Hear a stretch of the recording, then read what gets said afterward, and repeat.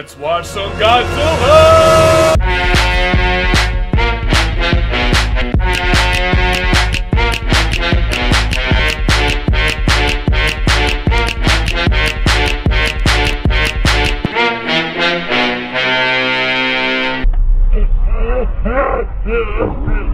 Welcome back, everybody, to Goji Boy. Now, we have a very special episode today because we're going to be watching the invasion of the Astro Monster, also known as Godzilla vs. Monster Zero.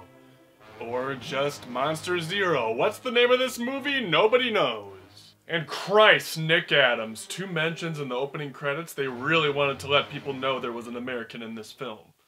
Fuji, it's time to contact WSA. Okay, Glenn. So the movie begins with our 2 characters, Spaceman Number 1 and Nick Adams, otherwise known as Spaceman Number 2. During their jibber-jabber with home base, we learn Spaceman Number 2 is overly protective of his sister. He treats me like a child. Apparently she really likes this dude, this nerd, who invents riot control mechanisms for the police. Suey-san, can't you stop that terrible noise? You're driving me crazy and you're keeping the baby awake. Oh, good. The boyfriend sold his noisemaker to a toy company, and they're out to celebrate. Toys? It's no toy. Oh, but... Yeah, no shit, it's not a toy. No, you know what? That thing is perfect for kids. It's just some nice soothing sound to have in the background while they play video games.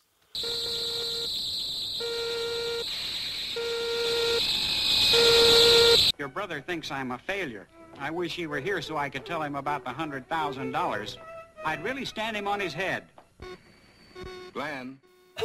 I love that shit.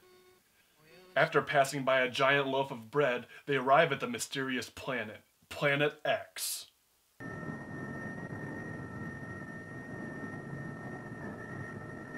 I love how they use, like, these G.I. Joes for this scene, just having them come down as these stiff-ass dolls with no sound, no emotion, no, at least have, like, a dialogue piece, or maybe they're scared, maybe they're nervous about going on the planet. Like, give us something.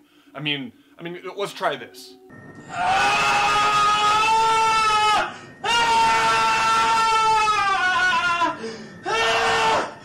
Now it just sounds like he's having a good time. They both reach the surface and start setting up camp when suddenly... Why does he have a gun? Ignoring the freak lightning storm, the 2 continue their duties. Eventually, Spaceman Number 2 comes across strange footprints showcasing pointed shoes, confirming the planet has been colonized by the medieval French. Footprints. Spaceman Number 2 begins thinking his buddy took a joyride when suddenly a giant yellow pencil comes out of the ground. Good thing our hero has a gun. And he's going inside the pencil. I suppose that's the end of that. Follow the light. The light is your guide. Nick Adams reunites with Spaceman Number 1 when finally the French make their appearance. They explain Planet X is being terrorized by a monster named Zero. They throw on the tube and our heroes recognize this monster immediately as the one and only King Ghidorah.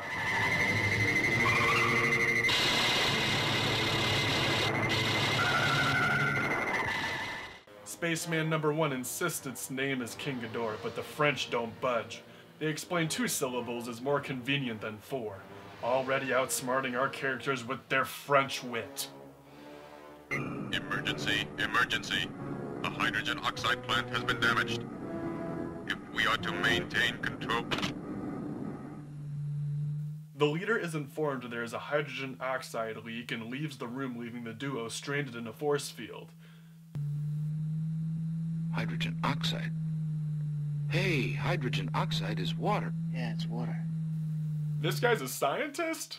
The leader returns saying everything's fine now that the toilet's unclogged, and that Ghidorah has left. He goes on to explain that in order to defeat Ghidorah, they will need 2 monsters from Earth, Godzilla and Rodan. Rodan is this giant dinosaur that fucks with Godzilla every so often, but also held some kick-ass. He's kind of like the Vegeta of the Godzilla universe. Our scientific research is considerably advanced. In exchange for the monsters, the aliens, the French, agree to cure all of Earth's diseases. AIDS, herpes, acne, even mental illnesses like schizophrenia, and personally identifying with a political viewpoint. You name it, it'll be cured.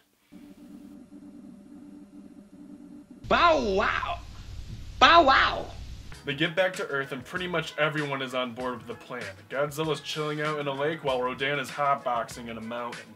The military sets out to retrieve the monsters while the movie goes back to this dope. Apparently the company who bought his toy is withholding information about how they are going to use it. You'll get rid of them politely. And his invention. What? Why did he light it like that? He's gonna burn himself. Who is this guy? While that guy burns his hand off, the nerd leaves with his gal and meets up with the spacemen. Nick Adams still doesn't like him, and Spaceman #1 is dating the girl who bought the invention. And that about sums that up. Back to the monsters. Our spacemen and military prepare themselves to confront Godzilla when suddenly... Oh God, it's the top of the Space Needle! Nah, it's just those bastards from Planet X. They asked the invaders why they didn't knock on the door before letting themselves in. Without permission.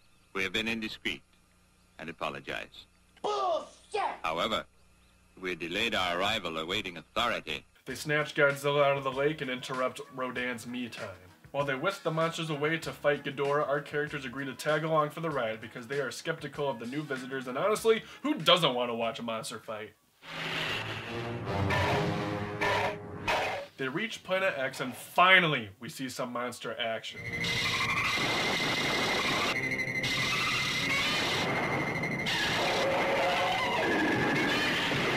This fight is pretty damn awesome because this is the only time Godzilla fights somewhere other than Earth. There's some great moments too, like Rodan dropping a rock on that three-headed freak, and oh my God, who could forget this? The spacemen snoop around and do a goddamn awful job of it. They then run into Spaceman #1's girlfriend of all people, and there's a lot of them. Wow wow wow! Bow wow! Bow wow wow wow wow wow wow! Apparently this girl's like a robot or clone or something, is the personal henchman for the French. And I'm gonna start calling them aliens. I beat that joke into the ground. They're not French. They're not medieval French at all. They're aliens. That joke isn't funny anymore, right? It's lazy writing, I'm sorry. They're aliens. So they get captured and get tossed back to Earth on their rocket while leaving the monsters behind.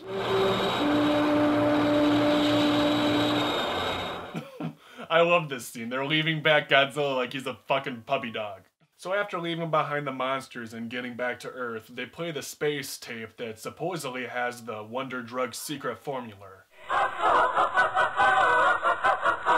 You are an idiot! Double truss and think. So we stumbled right into a trap. The aliens have tricked the world into thinking everything can be cured, and the Earth is sprung into chaos by showing legit war images. What the hell?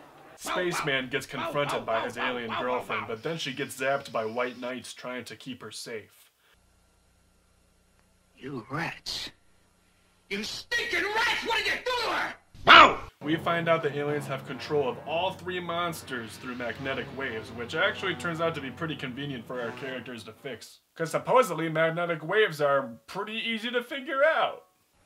A cycle and magnetic waves. Ah.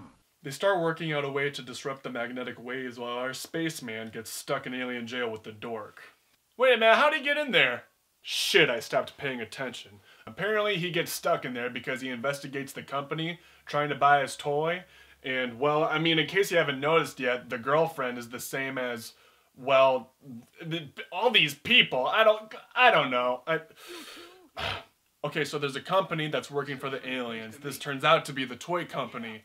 And I don't know. I don't know why. They're in jail together. They're in jail together. Listen to it.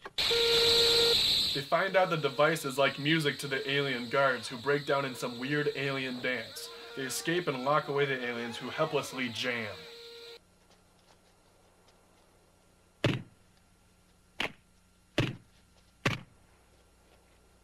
90%. Are you positive? Hi. Doctor. Oh, Glenn, where have you been? Back in the city, the aliens have unleashed all three monsters to attack, but the scientists find a way to intercept the sound waves from the nerd's device to interrupt the magnetic fields controlling the monsters.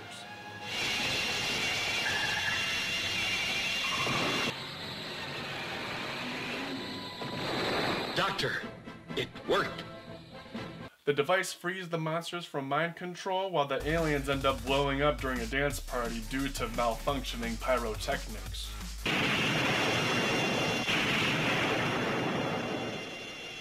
Now that the monsters are free, they start doing what they do best and start kicking the piss out of each other.